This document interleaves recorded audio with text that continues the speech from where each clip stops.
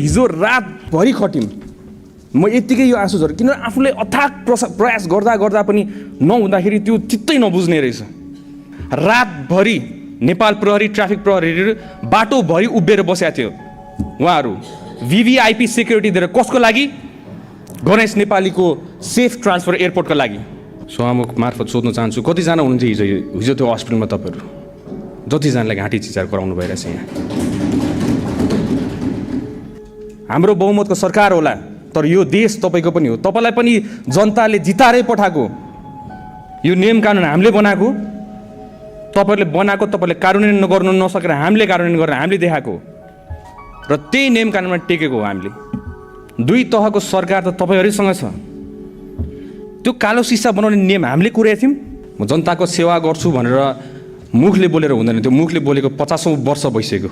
हामीले हातले गर्नुपर्छ। आज म यहाँ बोल्न आएको, पहिला त्यही VIPलाई मात्र सेक्युरिटी दिन्छ भने आज नागरिकलाई सेक्युरिटी दिनको लागि हरेक बाटोको कुना काप्चामा बसेको थियो। त्यतिखेरको कन्डिसन तपाईँलाई थाहा छैन। किन थाहा छैन? किन तपाईँ त्यहाँ पुगेकै छैन।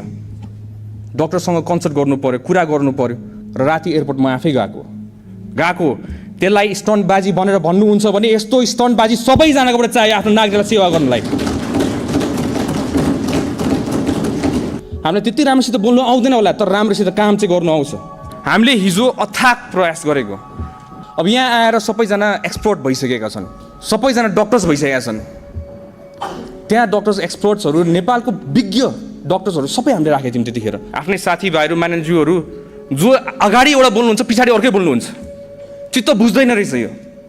अगाडि जसरी बोल्नु भएको छ त्यसरी नै पछाडि बोल्नु पर्यो। तपाईँहरूलाई सिकाउनु पर्ने मैले, जो भर्खरै राजनीतिमा आएको छ त्यो विधेयक हो भनेर।